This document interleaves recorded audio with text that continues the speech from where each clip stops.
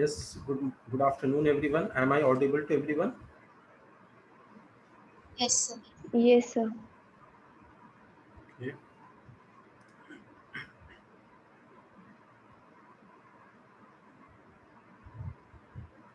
So right now we have Ayushi, Aradhya, Devansh, and Sav.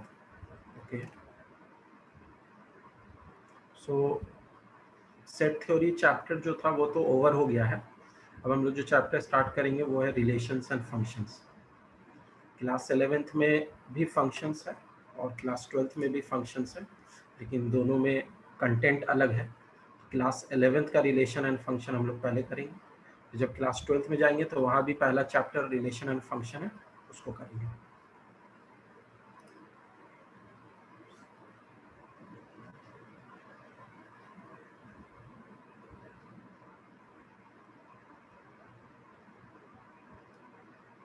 Late us wait for others to join also. वैसे almost सबने तो join कर ही लिया है.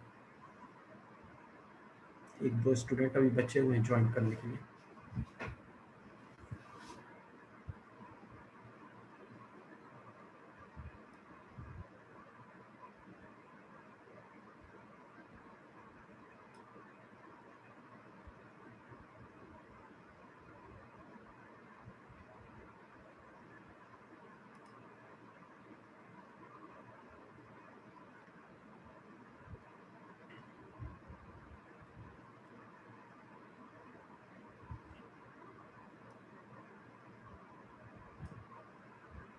Okay, so I will start this chapter now.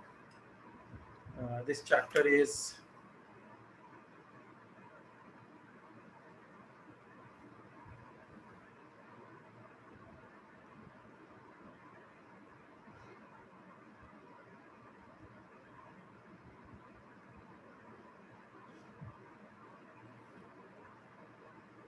relations and functions. So सबसे पहले हम ये देखना जा रहे हैं कि Cartesian product.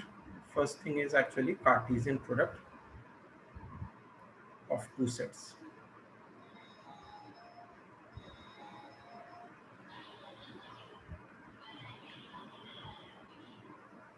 So Cartesian product of two sets जब हम करते हैं, एक सेट ए है, उसको का प्रोडक्ट लेते हैं दूसरे सेट बी से, A cross B. This is called the Cartesian product of two sets. तो इसमें हमारे पास एलिमेंट आता है A comma B such that A belongs to the set A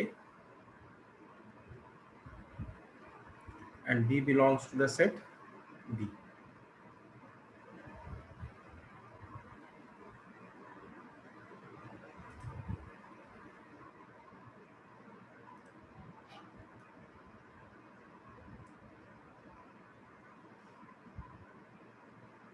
okay, so जैसे एक एग्जांपल लेते हैं. किसी का मैसेज आ रहा है शायद, एक minute. No, yes Kaustubh, it is relation and function.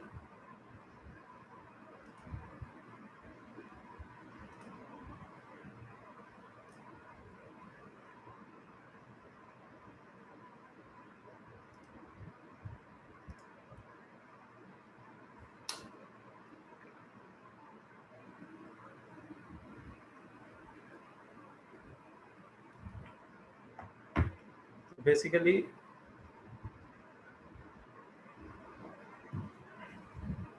अगर हमारे पास एक सेट ए है जिसमें दिखा हुआ है कि किसी स्टूडेंट का या किसी का भी, किसी पर्सन का शर्ट का सेट है, तो उसके पास 3 शर्ट्स हैं, blue, green and yellow. Suppose there are 3 color of shirts of that particular person. So this is set A. And what is set B? Set B is having pants. So pants जो है वो black pant है और brown pant है suppose. तो जब हम A cross B करेंगे तो उस केस में कार्टेशियन प्रोडक्ट में क्या होगा कि पेयरिंग होगी. पहले सेट का एलिमेंट दूसरे सेट के एलिमेंट के साथ पेयर होगा। तो व्हाट विल हैपन कि ए सेट का हम कोई एक एलिमेंट ले लेते हैं, तो ए सेट का एलिमेंट है ब्लू और बी सेट का एलिमेंट है ब्लैक, तो ये एक पेयरिंग हो गई। ऐसे ही करके सारी पेयरिंग हमें करनी है।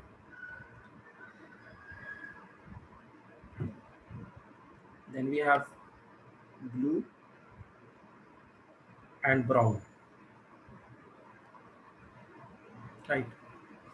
Then we have green and black. Then we have green and brown. Then we have yellow and black. Then we have yellow and brown. तो इसका मतलब क्या हुआ कि जितनी भी पॉसिबल पेयरिंग थी पहले वाले की, उसको हमने दूसरे वाले के साथ किया है। Is this clear to everyone? Yes, sir. Yes, sir. Okay. Sir, can you please repeat this as I am drawing few minutes late? हाँ आरुषि, इसमें ये है कि हमारे पास दो सेट्स हैं। एक मिनट, दो सेट्स हैं ए और बी। तो ए के हर एक एलिमेंट को और बी के हर एक एलिमेंट को हम पेयर करते हैं और उसको ए कॉमा बी इस तरीके से लिखते हैं। तो ए क्रॉस बी जब हम करते हैं, which is called Cartesian product of two sets, तो ए के जो एलिमेंट्स हैं उसको बी के एलिमेंट्स के साथ पेयरिंग करते हैं। तो मैंने कंसिडर क्या किया कि ए में जो है शर्ट्स हैं, ठीक है, किसी पर्सन की 3 कलर की शर्ट्स हैं और बी में उसके 2 कलर के पैंट्स हैं। तो अगर हम ए क्रॉस बी करेंगे, मतलब किसी दिन उसे कुछ पहनना है पैंट और शर्ट, तो वो क्या क्या ऑप्शंस हैं उसके पास। तो ब्लू शर्ट के साथ ब्लैक पैंट कर सकता है या ब्लू शर्ट के साथ ब्राउन पैंट कर सकता है। सिमिलरली ग्रीन शर्ट जो है उसको ब्लैक पैंट के साथ पहन सकता है या ग्रीन शर्ट को ब्राउन पैंट के साथ पहन सकता है। वैसे येलो शर्ट को ब्लैक पैंट के साथ या येलो शर्ट को ब्राउन पैंट के साथ पहन सकता है। Is it okay? Yes, sir. Thank you. तो ये सारी पेयरिंग्स हो गई इसमें। Note this down.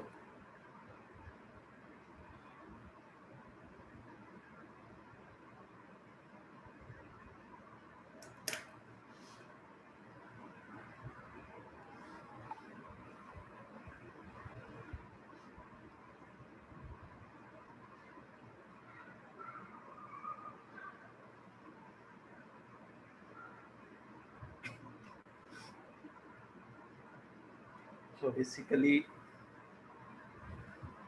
the questions could be like this.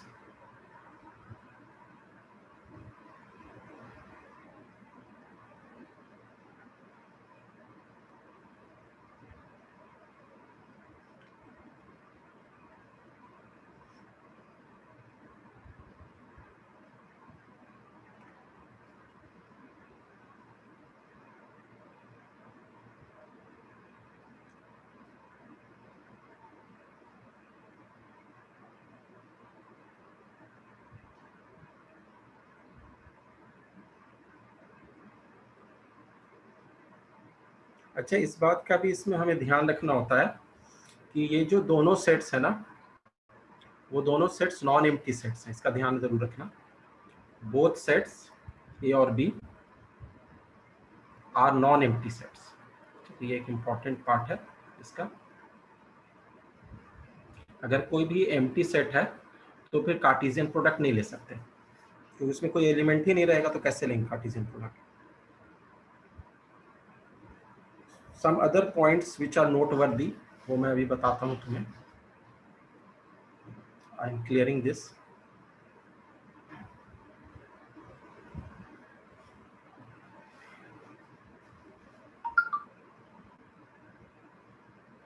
So two ordered pairs are equal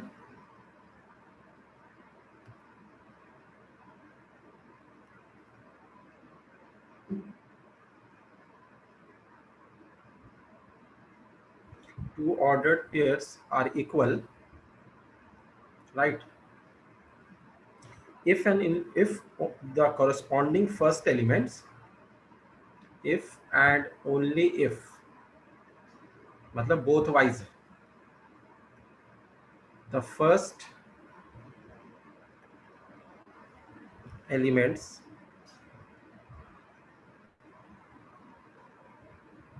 the corresponding first element, the corresponding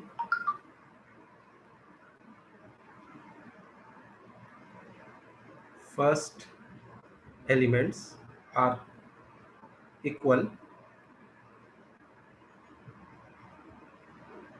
and the second elements are also equal.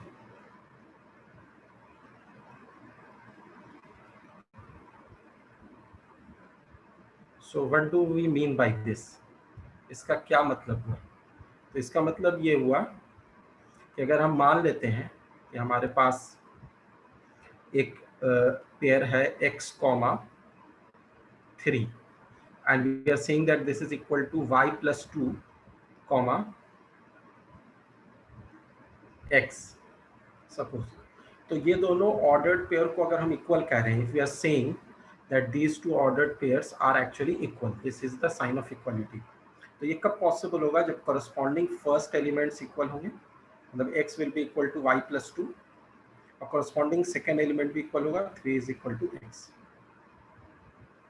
So 3 is equal to x एक होगा, this 3 is equal to x और एक होगा x is equal to y plus 2.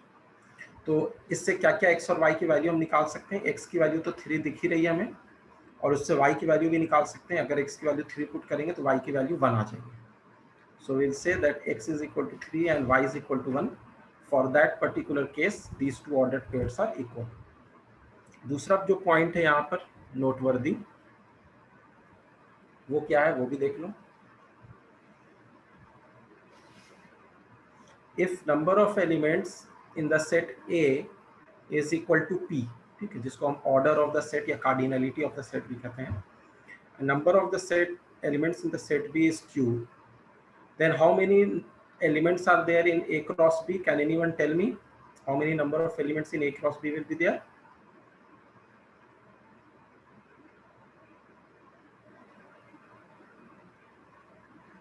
जैसे हमने पिछला case लिया था ना, जिसमें A में 3 शर्ट्स के बारे में दिया हुआ था, नंबर ऑफ एलिमेंट्स 3 थे, और B में नंबर ऑफ एलिमेंट्स कितने थे? 2 थे, 2 पैंट्स के बारे में दिया हुआ था. तो number of elements in A cross B कितने होंगे ये बताना था.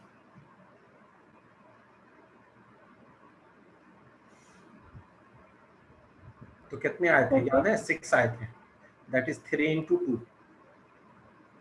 क्योंकि इसके हर एक एलिमेंट की इसके हर एक एलिमेंट के साथ पेयरिंग होगी ना, तो इसलिए यहाँ पे क्या हो जाएगा? Number of elements in A into number of elements in B, which is equal to P into Q.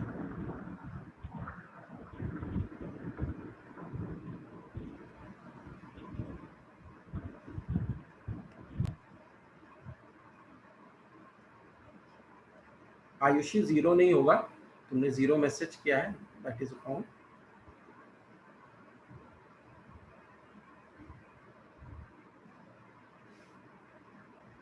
So this is another point which is to be remembered. Let us come to the third point.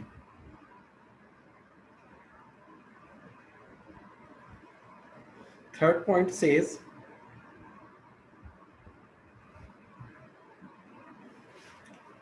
if any of A or B is infinite, if any of A or B is infinite, then A cross B is also infinite. क्योंकि हम pairing जब करेंगे तो एक में भी अगर infinite element है तो पेयरिंग में इनफाइनाइट आएगा.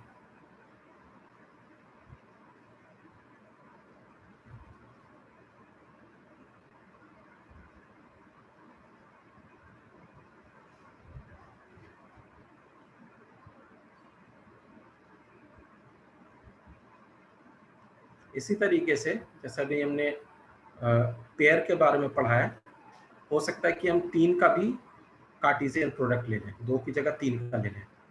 तो अगर हम 3 का कार्टेशियन प्रोडक्ट लेते हैं तो उसको कैसे दिखाएंगे? लेट अस सी।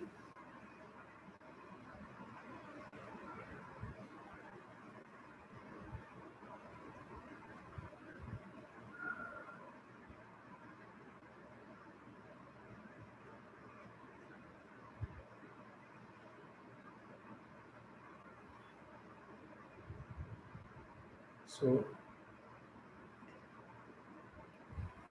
फोर्थ पॉइंट, मान लो कि हमारे पास A cross B cross C 3 set का कार्टेशियन प्रोडक्ट लेते हैं, तो इसको क्या कहेंगे?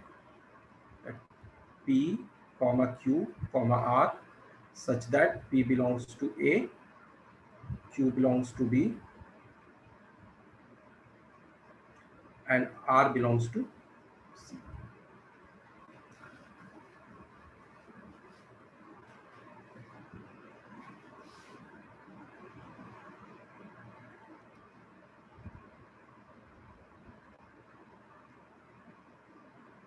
So some of the questions are there in the first exercise, exercise 2.1. I want you to do those questions right now. सबके पास NCERT है अभी? Yes, sir. Okay, Arushi. Everyone is having NCERT with him or her right now?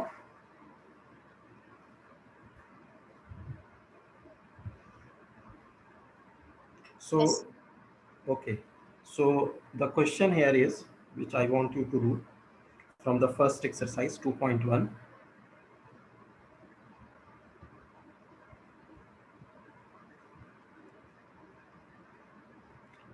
अच्छा, इसमें एक चीज और याद रखना कि A cross B is not equal to B cross A in general. ठीक है, ऐसा नहीं होता है। अगर ऑर्डर चेंज कर देंगे तो कार्टेशियन प्रोडक्ट अलग हो जाता है, ये दोनों बराबर नहीं होते हैं।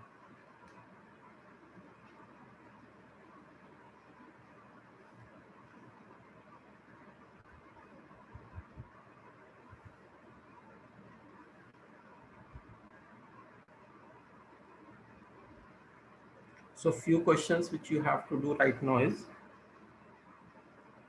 question number 2, question number 4,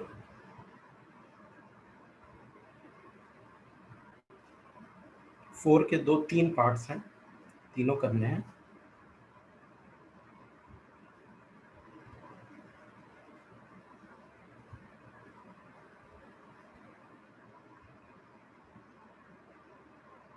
Then you have with you question number 7 and 9, 8 and 9, not 7 and 9, 8 and 9. So these few questions, can you do it right now, please? Yes, sir.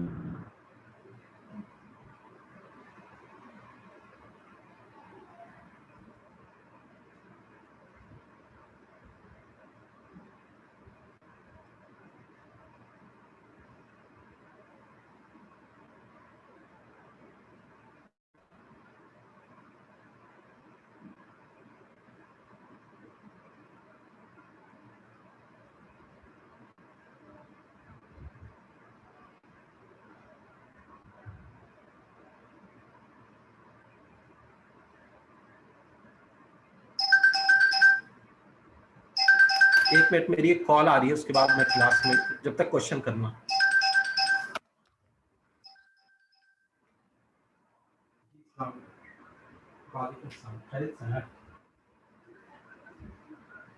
मैं तो अभी घर पे हूँ, थोड़ा ऑनलाइन क्लास ले रहा था बच्चों की। अच्छा, ठीक है, मैं आपको करता हूँ 7 बजे के बाद।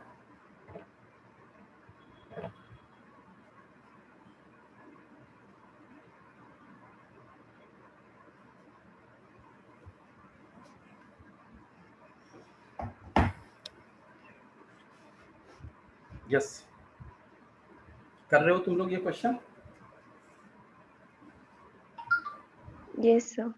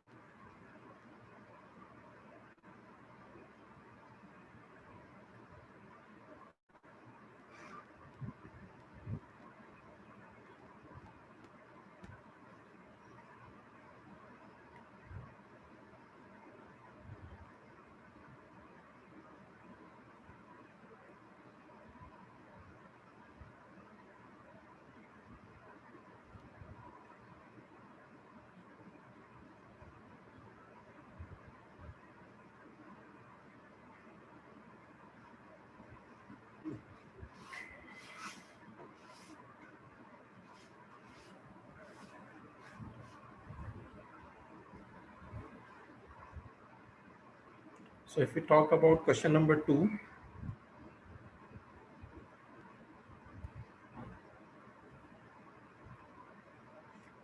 in second question, Ayushi is saying number of elements in A cross B is equal to 9. Okay, Sir, 9. या करेक्ट है. तो बेसिकली क्वेश्चन नंबर 2 में ए में कितने एलिमेंट्स हैं ये दिया हुआ था. Number of elements in A is equal to 3 and number of elements in B is also 3. Number of elements नहीं दिया हुआ था, लेकिन क्या क्या एलिमेंट्स हैं ये दिया हुआ था. तो 3 एलिमेंट्स दिए हुए थे. तो ए क्रॉस बी में जो नंबर ऑफ एलिमेंट्स हो जाएंगे वो क्या हो जाएंगे, number of elements in A multiplied with number of elements in B, which is actually 3 into 3 equal to 9.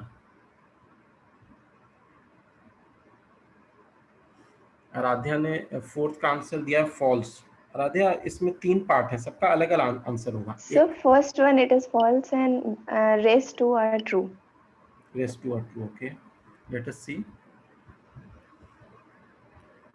So in the fourth question, state whether each of the following statements are true or false. If the statement is false, rewrite the given statement correctly. तो first one में ये था कि if P is equal to M comma N and Q is equal to N comma N. Okay, then P cross Q दिया हुआ है, क्या होगा. तो P cross Q जो दिया हुआ है क्या वो सही दिया हुआ है. Let us see. So Arushi का भी आंसर आया है, तो फॉल्स है. सही बात है, जो दिया हुआ है फॉल्स है. एक्चुअली में क्या होगा, we have to rewrite it. So M comma N, फिर M कॉमा का M के साथ होगा, फिर N कॉमा N होगा, फिर N कॉमा M होगा. ये इस तरीके से होगा.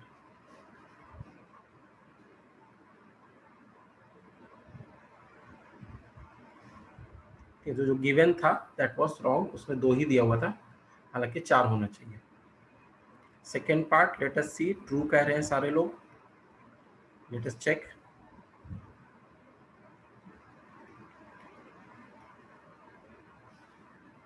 If A and B are non-empty sets, then A cross B is a non-empty set of ordered pairs XY such that X belong to A and Y belong to B. Yeah, true है. Third part,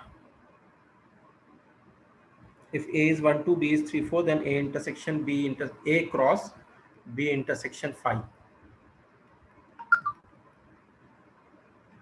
So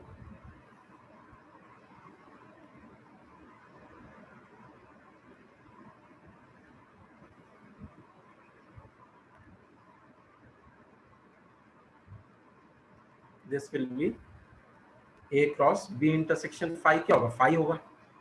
किसी भी set का अगर phi के साथ intersection लेंगे तो phi होगा, और A का phi के साथ कार्टेशियन प्रोडक्ट हो ही नहीं सकता है. That will be phi. Actually कुछ है ही नहीं जिसको पेयरिंग करें. A में तो है लेकिन phi में तो कुछ भी नहीं है. तो this should be phi, which is means this is true statement.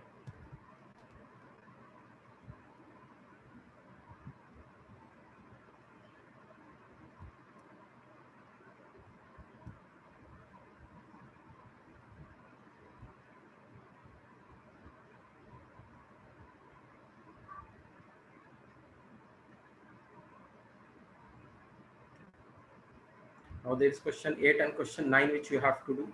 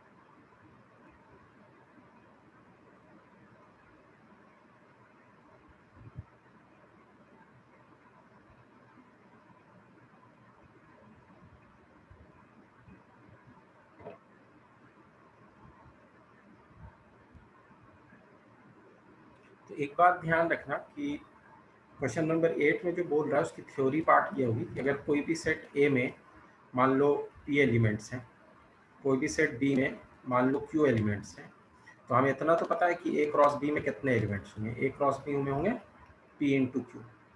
लेकिन एक चीज़ और याद रखना जो हम लोग सेट्स में पढ़े थे कि किसी भी सेट में if there is any set C तो उसके सबसेट्स कितने होते हैं। तो मान लो number of elements in C is x, तो how many subsets of C will be there.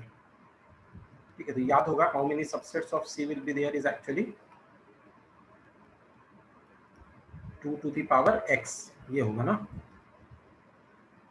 ठीक है, तो 16 किसी ने आंसर दिया, सही दिया है। तो number of elements in A cross B अगर पी क्यू है तो अगर पूछा जाए कि what are the number of subsets of A cross B, then you will say that it is equal to 2 to the power P.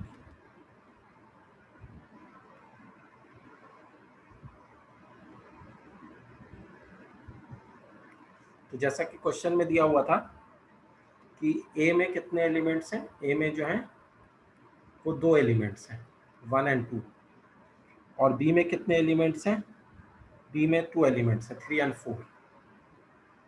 Number elements in B is 3 and 4, तो 2 elements इसमें भी हैं। तो number of elements in A cross B कितने हो जाएंगे, that will be 2 into 2, that will be 4।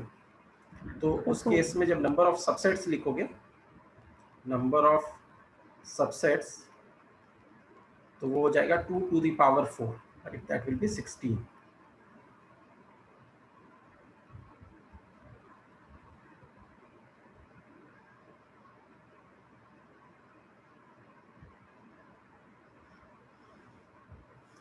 हाँ, ए cross भी तुमने सही लिखा है,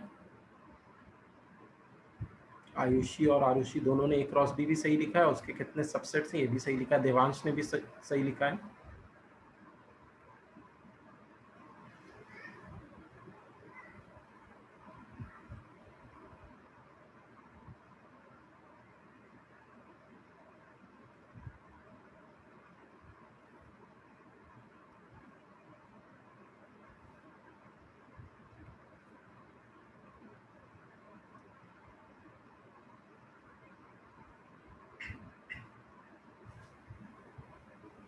सो हम लोग अब आगे बढ़ते हैं, अगले एक्सरसाइज का जो थ्योरी है वो करते हैं, that is relations.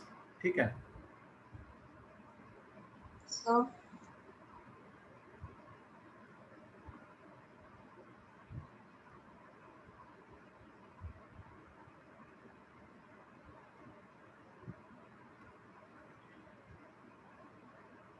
Yes Ayushi, you want to ask something.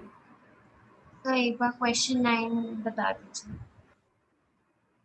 हाँ, क्वेश्चन 9 भी रह गया है। Let A and B be two such sets such that number of elements in A is 3 and number of elements in B is 2. And we have if x1, y2, z1, if x1, y2, z1 are in A cross B, तो ये A cross B में इनको देखा गया है, ये इसमें लाई कर रहे हैं, और भी होगा A cross B में, लेकिन ये इसके बारे में बताया गया है। Find A and B where x, y and z are distinct elements। तो जो A है उसमें 3 एलिमेंट्स दिए हुए हैं, and as you can see कि शुरू का एलिमेंट x है, y है और z है। तो इससे एक बात ये समझ में आ रही है कि A में क्या होगा, x होगा, y होगा और z होगा। अच्छा, number of elements in B is 2, तो B में क्या क्या होगा जो कि सेकेंड ऑर्डर में आ रहा है। फर्स्ट एलिमेंट तो x, y, z है, सेकेंड एलिमेंट 1, 2, 1 है, तो 1 तो 2 बार आ रहा है तो 2 बार काउंट नहीं करेंगे, एक ही बार 1 करेंगे, और एक बार 2 आ रहा है, तो B में 1, 2 हो जाएगा। 2 एलिमेंट्स मिल गए B के और 3 एलिमेंट्स मिल गए A के। ठीक है,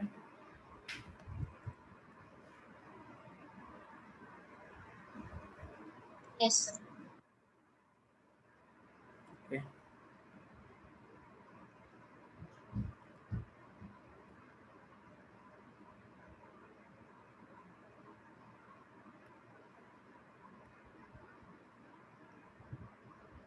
Now we come to relations.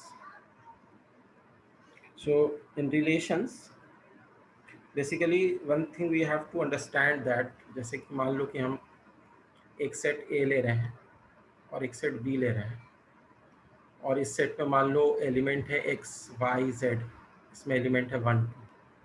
तो रिलेशंस क्या होता है कि A का B के साथ रिलेशन, तो A का B के साथ जो रिलेशन होगा उसका मतलब ये हुआ कि A के एलिमेंट कौन कौन से B के एलिमेंट से रिलेटेड है। मान लो कि that relation is called friendship. तो एक घर A है, एक घर B है, और दोनों को रिलेट करना है फ्रेंडशिप से।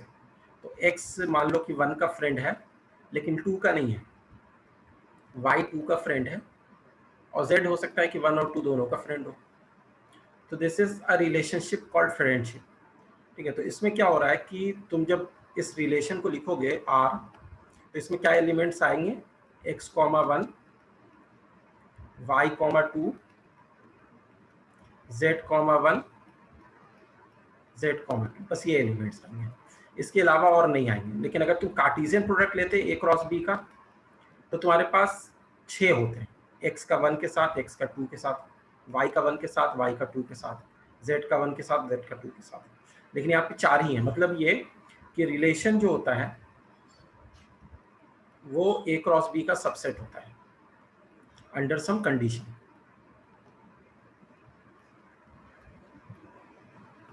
Relation is a subset of A cross B, right?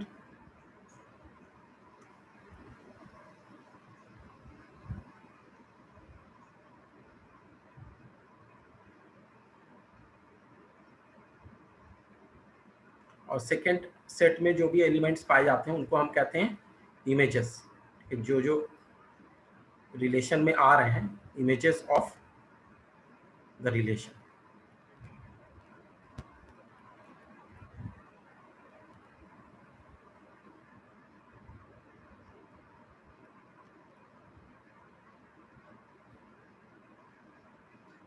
So note this down.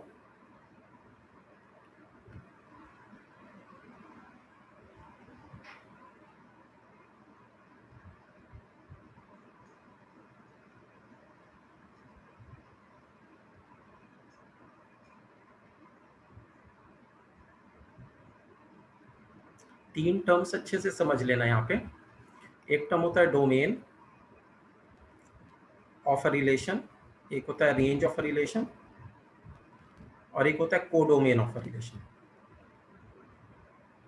तो what they actually mean, domain of a relation ये होता है कि जो सेट ए है जिससे मैपिंग की जा रही है, जो सेट ए की मैपिंग की जा रही है उसमें से जिन जिन की मैपिंग हो गई उनको डोमेन में कहते हैं। तो इसका डोमेन क्या होगा, x, y, सेट, ये तीनों इसके डोमेन में होंगे। दूसरे वर्ड्स में तुम ये भी कह सकते हो कि जब तुमने रिलेशन लिखा तो उसमें जो फर्स्ट एलिमेंट आया है वो डोमेन होता है।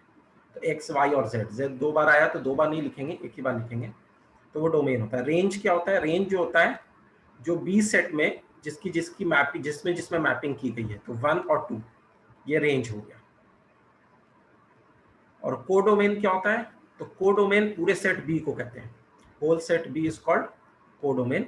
यहाँ पर कोइंसिडेंटली कोडोमेन और रेंज सेम है, लेकिन कई बार क्या होता है कि range is a subset of codomain. Range में कोडोमेन में से कुछ ही एलिमेंट्स होते हैं, सारे नहीं होते हैं, कभी कभी सारे भी हो जाते हैं। जैसे यहाँ पर सब पे इमेज आई है तो सबके सब कोडोमेन में भी हैं, सबके सब रेंज में भी हैं। कोडोमेन में भी 1, 2 है पूरा सेट बी, और रेंज में 1, 2 है क्योंकि दोनों की इमेज आई है। या हम कह सकते हैं कि रेंज में जो सेकंड एलिमेंट आता है पेयरिंग में उसको हम रेंज कहते हैं। So it is okay to everyone ना? Yes. Yes. Yes, sir. Okay. Okay.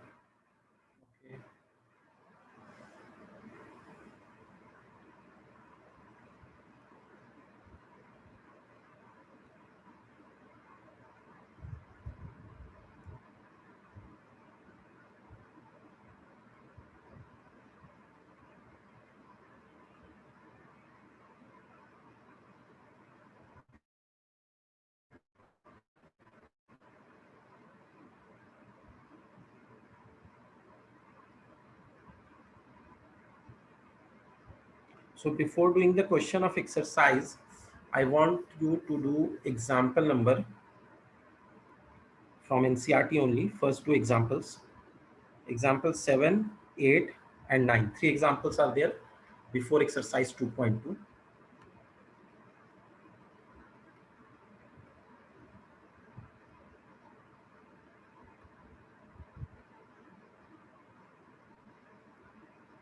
So please do these examples. Sir, what is domain? Sorry? Sir, what is domain? Domain is the, you can say that if you want to define domain is actually X such that X comma Y belongs to the relation.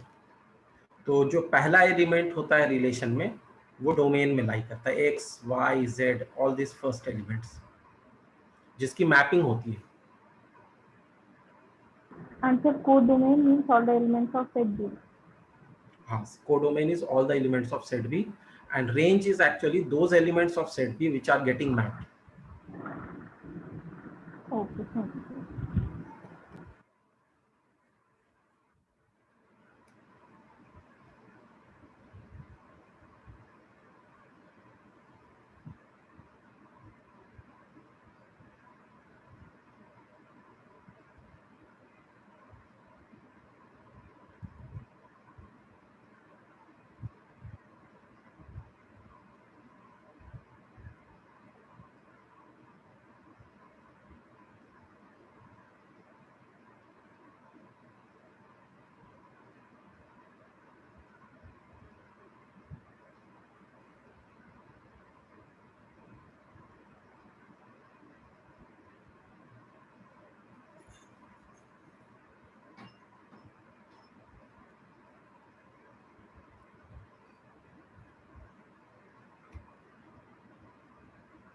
So when you will do examples 7, 8 and 9, you will see the more clear picture how these theories are getting applied.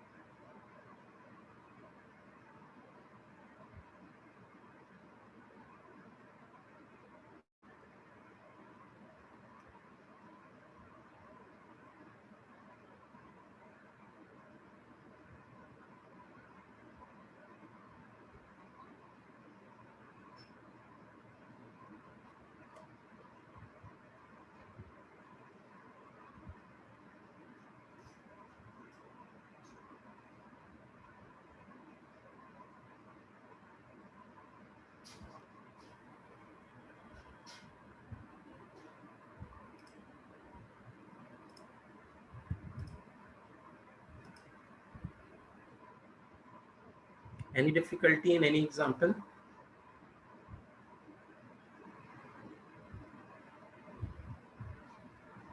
Yes, what will be the codomain in example number 7, second part? Example number 7, okay. Let A is defined as 1 2 3 4 5 6. Define a relation R from A to A.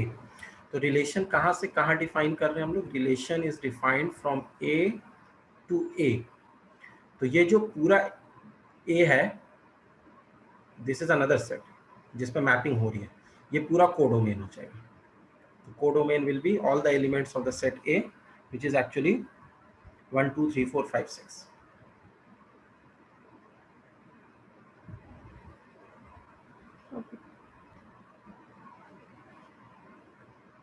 और relation को define कैसे किया इसने? Relation को define किया है x, y such that y is equal to x plus 1, ऐसे किया है ना. तो अब हम ऐसे मैपिंग करेंगे तो हमारे रिलेशन में क्या मिल सकता है? x को अगर हम सबसे छोटा नंबर 1 लेते हैं, a जो है वो क्या है? 1 2 3 4 5 6 है. a मतलब पहला जो सेट है, और दूसरा सेट भी a ही है. तो अगर हम x को 1 लेते हैं तो 1 + 1 will be 2, which is the second element of this pair. अगर 2 लेते हैं तो y विल बी 3, 3 लेते हैं तो y विल बी 4, एंड 4 लेते हैं तो y विल बी 5, और 5 लेते हैं तो y विल बी 6. लेने को 6 भी ले सकते हैं, लेकिन उसका मैपिंग हो जाएगा 7, और 7 तो दूसरे में जिसमें मैप हो रहा है उसमें है नहीं, क्योंकि उसका भी सेट A ही है. तो हम 6 की मैपिंग फिर 7 में नहीं कर सकते. तो यहाँ पर हम आके रुक जाएंगे. तो जो सेट जो डोमेन हो जाएगा हमारा, डोमेन जो फर्स्ट एलिमेंट्स जितने की मैपिंग हुई है, तो 1 2 3 4 5 6 की मैपिंग नहीं हुई है. और जो रेंज होगा वो हो जाएगा 2 3 4 5 6. इसमें 1 नहीं आएगा. Is it clear to everyone? Yes.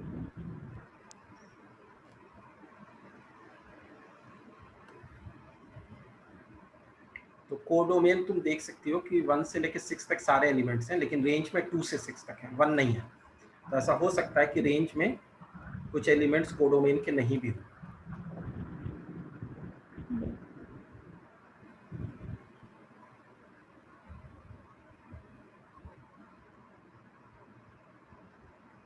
Yeah, Ayushi, do you want to ask something?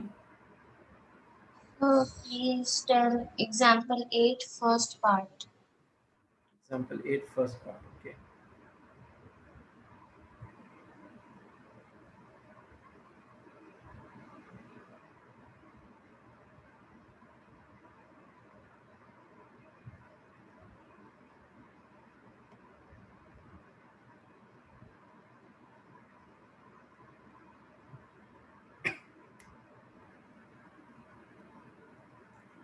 The figure 2.6 shows a relation between the sets P and Q. Write this relation in set builder form.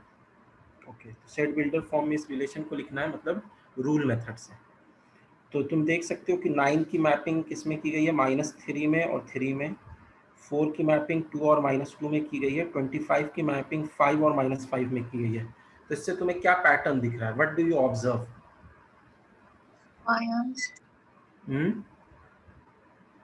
Square कर रहे हैं. हाँ, square है. मतलब अगर हम लोग पहले वाले एलिमेंट्स का स्क्वायर रूट लेते हैं तो हमें दूसरा वाला एलिमेंट मिल रहा है, या कह सकते हैं कि दूसरे वाले एलिमेंट्स का अगर स्क्वायर करते हैं तो पहला एलिमेंट मिल रहा है.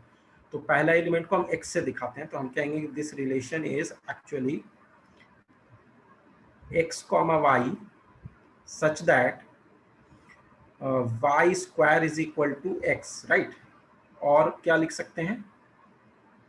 जो x है उसमें क्या क्या एलिमेंट्स है? y square is equal to x, तो ठीक है, मतलब दूसरे वाले सेट का स्क्वायर कर रहे हैं तो हमें पहला सेट मिल रहा है. और पहले सेट में है क्या? 9 4 और 25. तो हम क्या कहेंगे कि वी हैव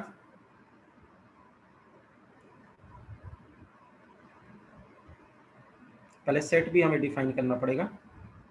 तो p और q दो सेट्स हैं, ये हमें पता ही है. तो y square is equal to x, where x belonging to P and Y belonging to Q. So X P का एलिमेंट है और Y Q का एलिमेंट है, और उनमें रिलेशन इस तरीके से है कि जो Q का एलिमेंट का स्क्वायर है वो P का एलिमेंट है.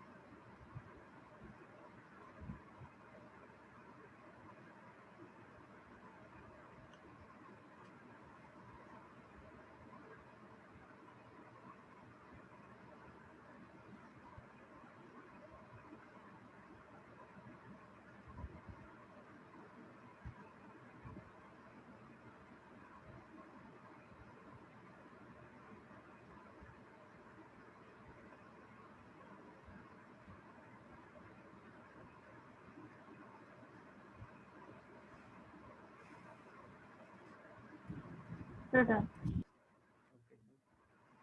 Everyone done with these 3 examples? Yes.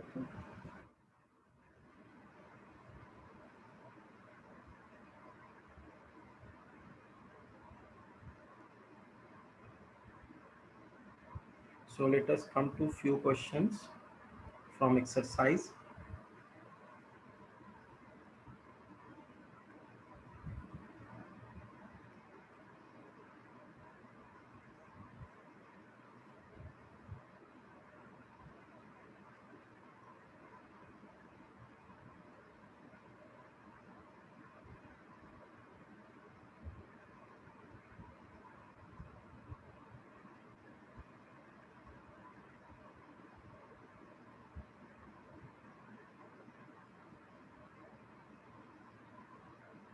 Question number 1.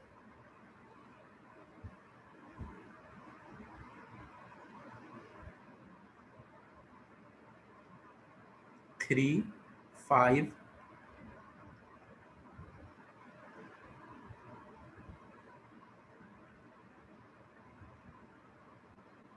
8 and 9.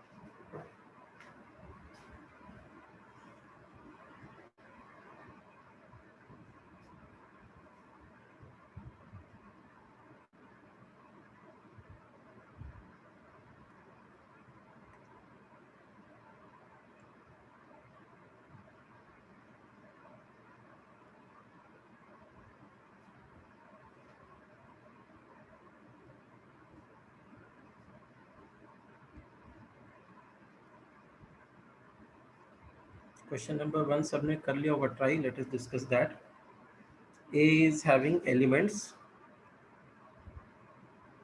1, 2, 3, 14. Define a relation R from A to A by R is equal to x comma y such that 3x minus y is equal to 0. तो R जो relation है from A से A है. एक minute, एक call आ रही है, मैं 2 मिनट ये क्वेश्चन करो, मैं बताता हूँ.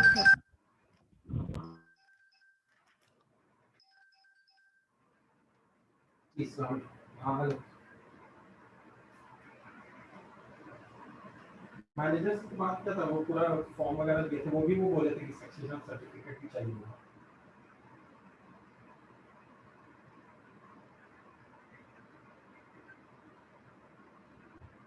अच्छा ठीक। जी अच्छा। हम्म,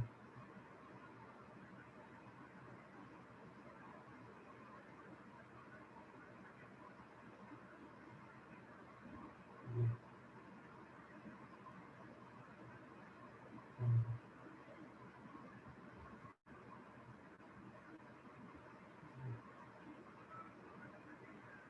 हम्म,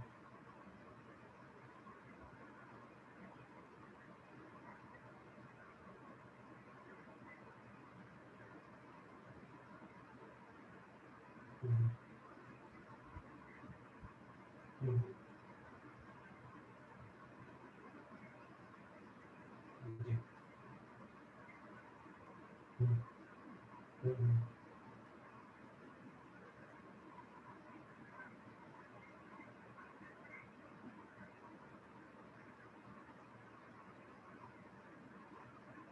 हाँ उसको लिखा हुआ है। उसका तो फिर बोला नहीं उन्होंने बोला सक्सेशन सर्टिफिकेट की जरूरत पड़ेगी।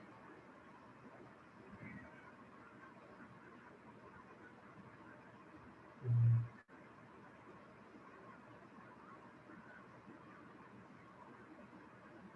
हम्म,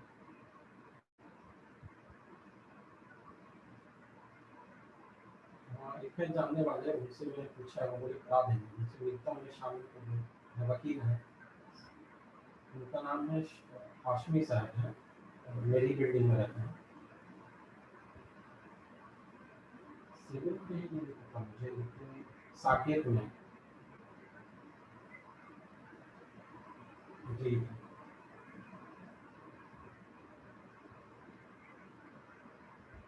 जी।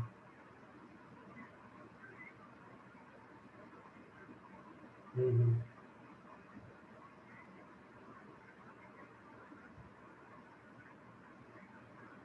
50 50 50।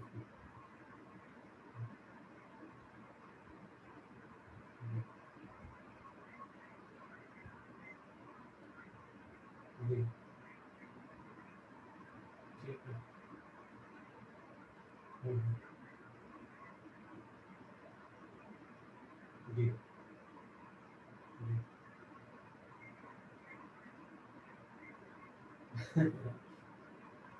ये वो तो देखते हैं। हाँ प्रैक्टिस है यहाँ पे, साकेत कोर्ट में।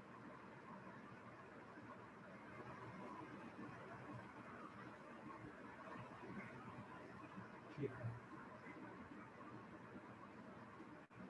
अच्छा अपना टाइम है।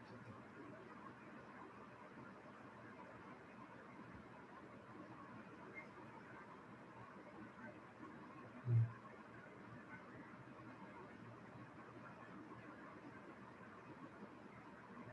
हम्म, अच्छा,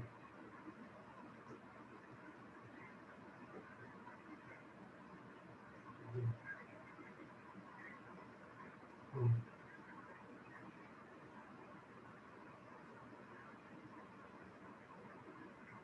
हम्म, हम्म, हम्म,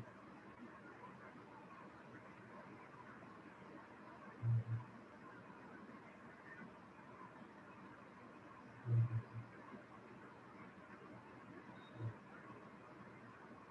जी, ठीक है। हाँ।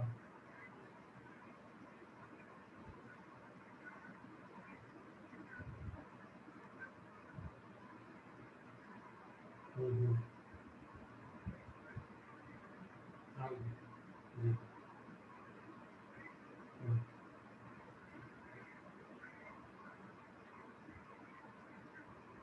हम्म, हम्म, जी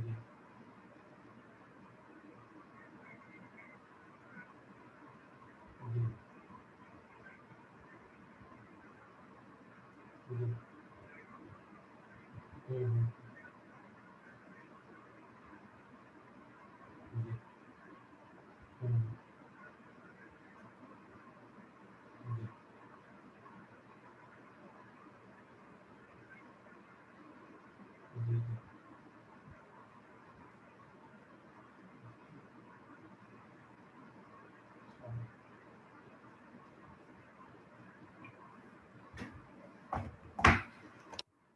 यस, आई होप सबने ट्राई कर लिया होगा। अब हम लोग क्वेश्चन डिस्कस कर लेते हैं। Yes, sir. So Ayushi has sent some answer. Arushi has also sent some answer.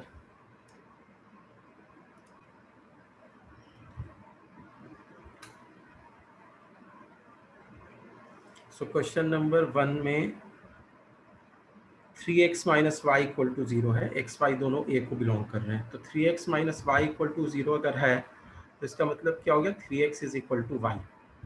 तो अब हम x को 1 पुट करते हैं तो y की वैल्यू हो जाएगी 3।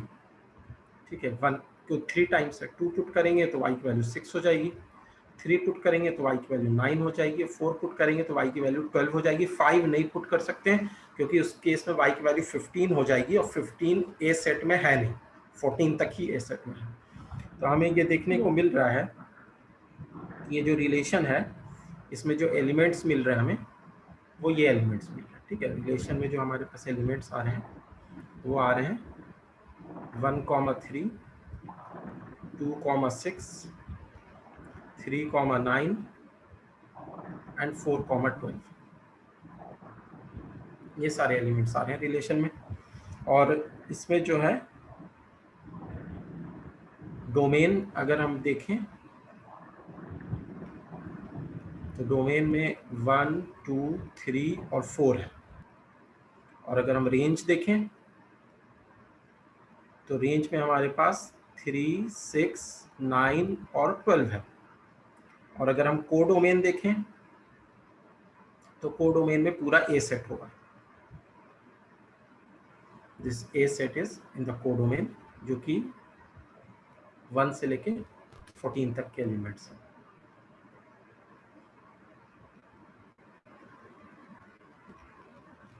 Is this clear to everyone now? Yes, sir.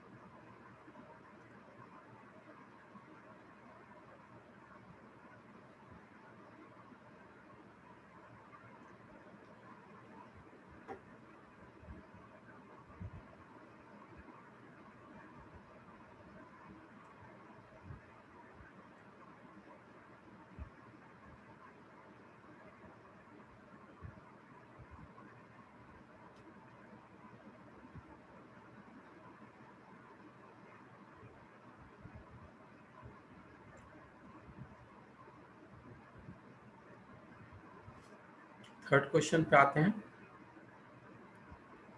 ए दिया हुआ है 1, 2, 3, 5, बी दिया हुआ है 4, 6, 9। ए से बी में एक रिलेशन डिस्कस करना है such that x, y the difference between x and y is odd. x belong to a, y belong to b. Write r in roster form. तो x और y में जो डिफरेंस हो वो ऑड होना चाहिए। तो अगर हम पहले में से 1 लेते हैं तो दूसरे में से हम 4 भी ले सकते हैं और दूसरे में से 6 भी ले सकते हैं, लेकिन 9 नहीं ले सकते क्योंकि 9 के साथ 1 का जब डिफरेंस करेंगे तो इवन नंबर आता है। 2 अगर लेंगे तो 2 के साथ 9 ले सकते हैं, 4 और 6 नहीं ले सकते। 3 अगर लेंगे तो इसके साथ 4 और 6 ले सकते हैं लेकिन 9 नहीं ले सकते। एक ऑड होना चाहिए, एक इवन होना चाहिए, तभी डिफरेंस ऑड आएगा। 5 अगर लेंगे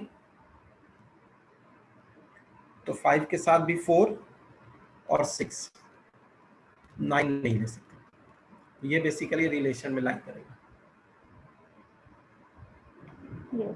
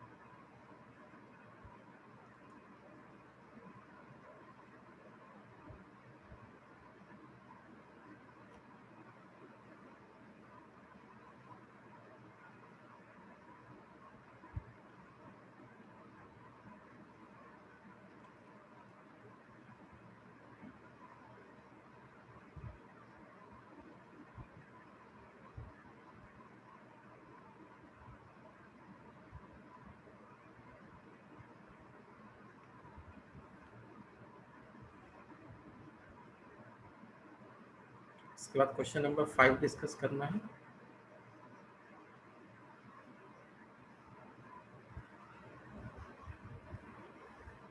There is a message from someone, Arushi का message, okay, for question number 5। देख लेते हैं अभी Arushi. Let A is 1 2 3 4 6, let R be the relation on A defined by AB such that AB belongs to A is B is exactly divisible by A. B is exactly divisible by A. तो हमारे पास क्या क्या elements हैं? 1 2 3 4 6।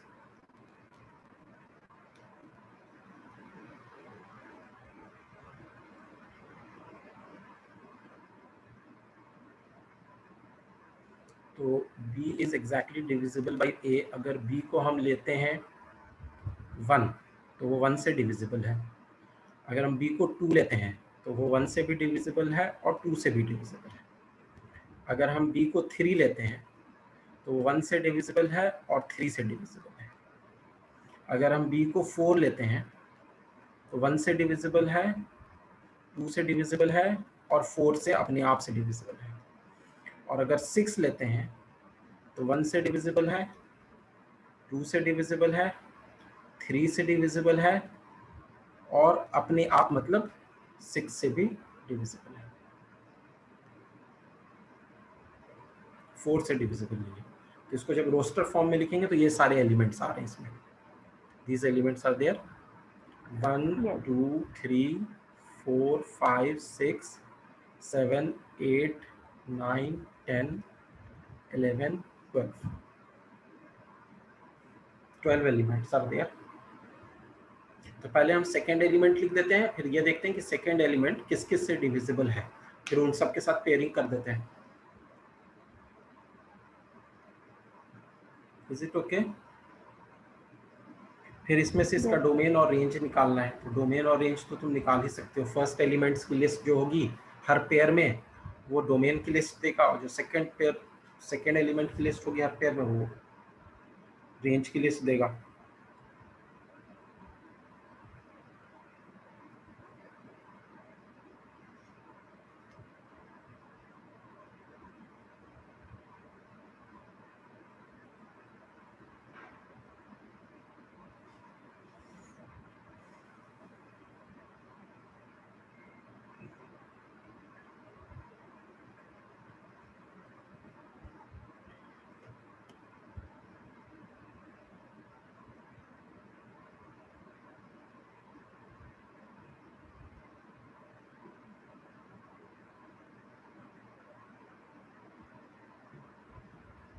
Next question is question number 8. Let A is given as x, y, z.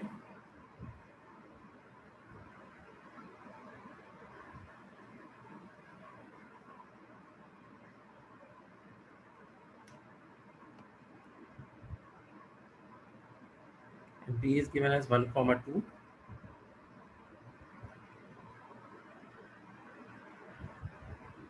Find the number of relations from A to B. तो A से B तक कितने element होंगे, रिलेशन होंगे? Number of elements in A is 3। इसी का answer आया है 64। ओके, करेक्ट है। Number of elements in B is 2। So number of elements in A cross B is equal to 3 into 2, that will be 6. Number of relations कितने हो गए, मतलब A cross B के कितने सबसेट बनाए जा सकते हैं? 2 to the power 6, that is 64.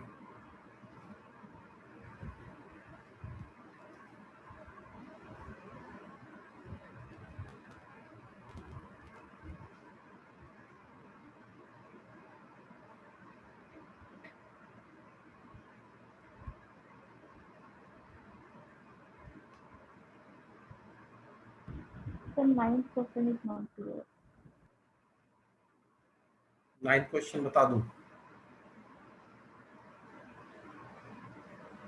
Yes, sir.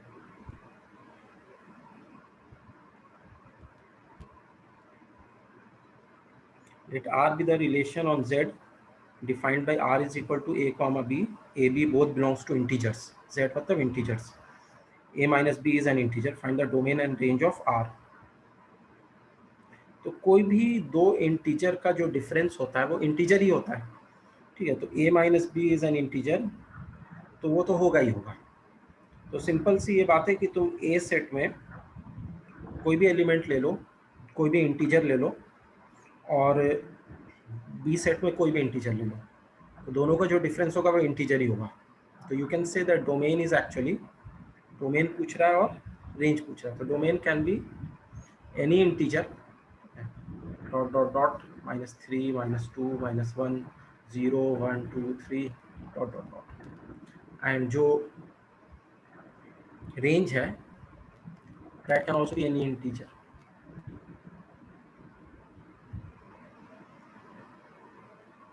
जो इमेज आएगा, क्योंकि दो इंटीजर को सब्ट्रैक्ट करके हमें इंटीजर ही मिलेगा, तो हर तरह का इंटीजर सब्ट्रैक्ट करोगे, हर तरह का इंटीजर आंसर में मिलेगा। Yes. Okay, thank you.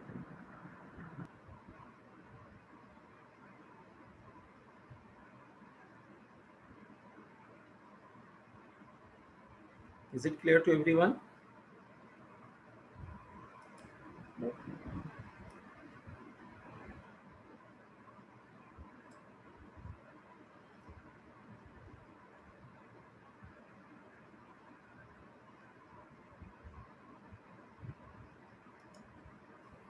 Okay. एक बार फिर So से basically, explain.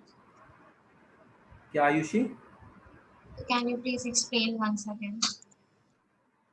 ओके, तो बेसिकली इसमें ये कह रहा था ना कि हमारे पास ए जो है वो इंटीजर को बिलोंग कर रहा है, बी भी इंटीजर को बिलोंग कर रहा है, और ए कॉमा बी जो है वो रिलेशन को तब बिलोंग करेगा जब ए और बी का जो डिफरेंस होगा वो इंटीजर होगा, that will be N integer.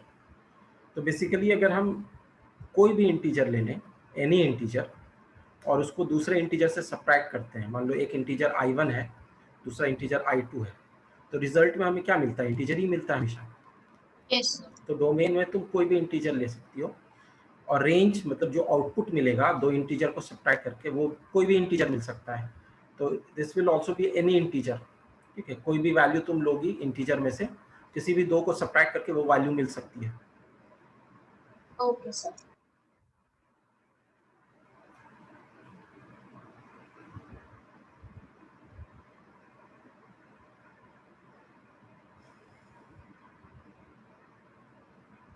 सो ये तो तुम्हारा अभी मैंने कराया जो वो है कार्टेशियन प्रोडक्ट एंड रिलेशंस। इसके बाद जो टॉपिक स्टार्ट होता है दैट इज कॉल्ड फंक्शंस,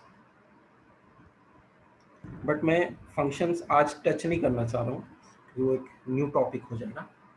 तो तुम्हारे लिए फर्स्ट टू एक्सरसाइज होमवर्क में हो जाएगी, and from any other book like R D Sharma और यू हैव एग्जाम्पलर, तो उनसे तुम कर सकती हो first two exercise.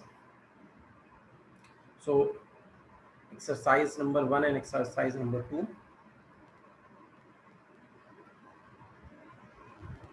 of second chapter, that can be your homework from NCERT and from other places also.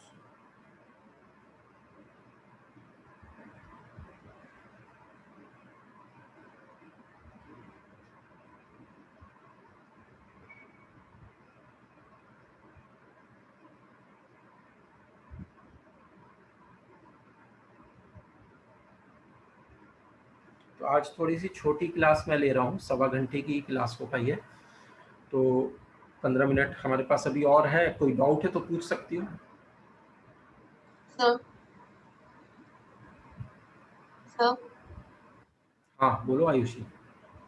Sir एक क्वेश्चन था set से, उसमें हाँ, लिखा था कि right the set x such that x is a positive integer and x square is less than 40. x square is less than 5, 40. ठीक। 40. Sorry, 40. 4040. x square is less than 40। Yes sir. तो sir देख लो, इसमें answer मैंने लिखा था, उसमें मैंने लिखा कि इट विल बी 1, 4, 9, 16, 25 एंड 36, लेकिन जो आंसर सर ने बताया वो था 1 2 3 4 5 6। ठीक बताया सर ने, क्योंकि जो तुमने आंसर लिखा है वो तो आउटपुट लिखा है ना। तुमने जो लिखा है 1, फिर उसके बाद 4, फिर 9, फिर 16, फिर 25, फिर 36, ये लिखा है। तो जब तुमने ये लिखा है तो ये तो स्क्वायरिंग करने के बाद लिखा है, तो x क्या होगा? ये तो x स्क्वायर की वैल्यू है। These are the values of x square. लेकिन जब तुम x की वैल्यू लिखोगी, जब डोमेन लिखोगी, तो उसमें तो x की वैल्यू लिखोगी, तो दैट इज 1, 4 का स्क्वायर रूट 2, 9 का स्क्वायर रूट 3, फिर 16 का 4, 25 का 5, 36 का 6। उसके बाद का तुमने नहीं लिखा क्योंकि 49 विल बी ग्रेटर देन 40, इसलिए 49 नहीं ले सकते हैं, इसलिए उसका स्क्वायर रूट 7 भी हम नहीं ले सकते। तो हमें x लिखना है, यहाँ पर x लिखना है। तो x हमारे पास ये होगा, जहाँ की तुमने लिख दिया x स्क्वायर की वैल्यू, उसी से हम निकालेंगे x की वैल्यू, लेकिन x स्क्वायर की वैल्यू लिखेंगे नहीं आंसर में, लिखेंगे x की value. Okay sir. Sir NCERT में ये मिसलेनियस एक्सरसाइजेज जो हैं फॉर टेस्ट स्टेबिलिटी, सर इसमें 4th क्वेश्चन बता दीजिए। 4th क्वेश्चन, देखिए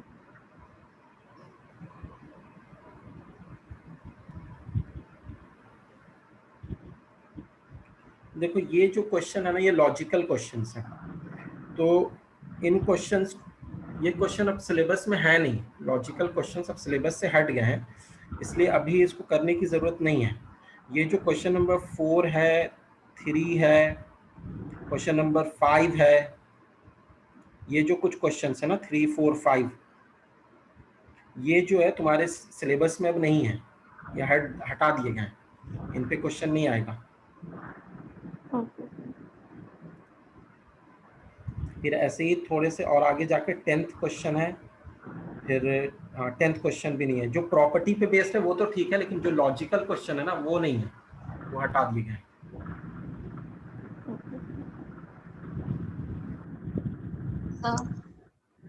यस सर एक डाउट और था। हाँ सर क्वेश्चन है कि in an examination 80% students passed in mathematics, 72% passed in science, and 13% failed in both the subjects.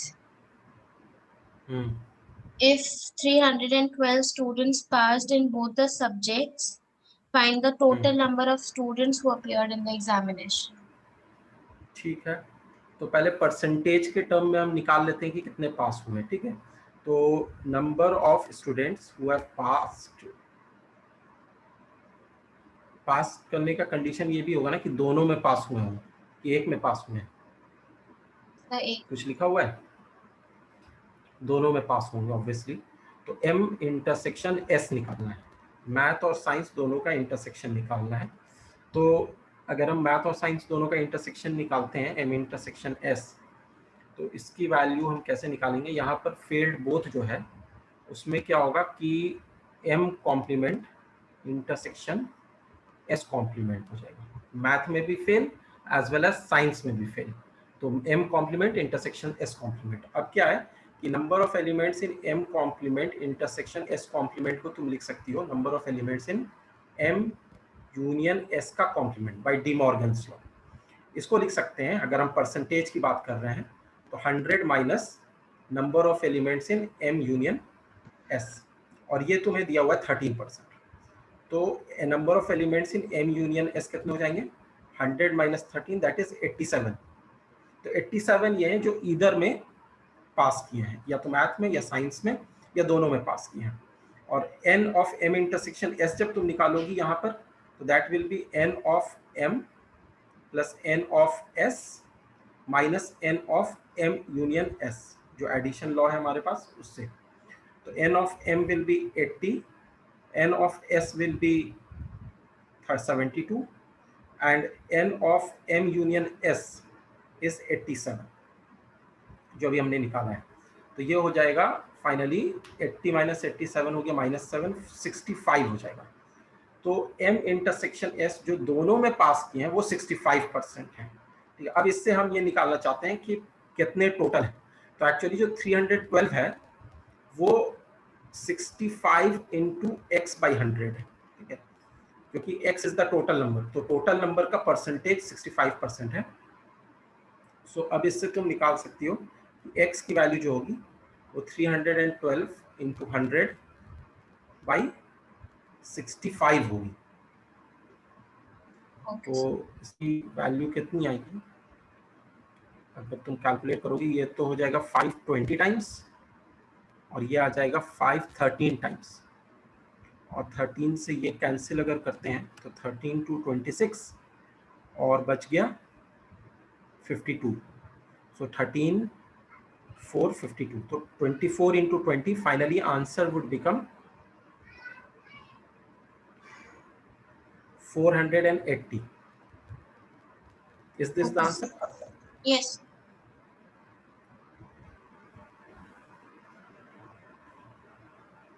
x की वैल्यू जो होगी 480 होगी।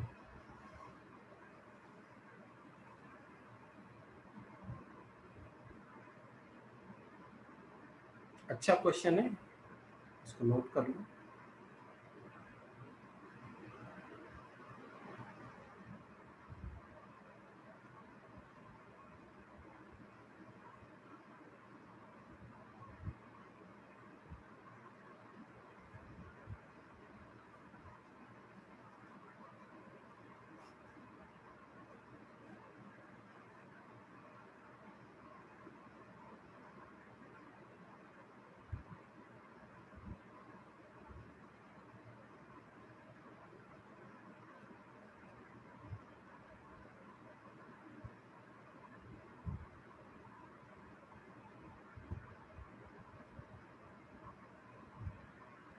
So now let us conclude today's session. Okay. Thank you.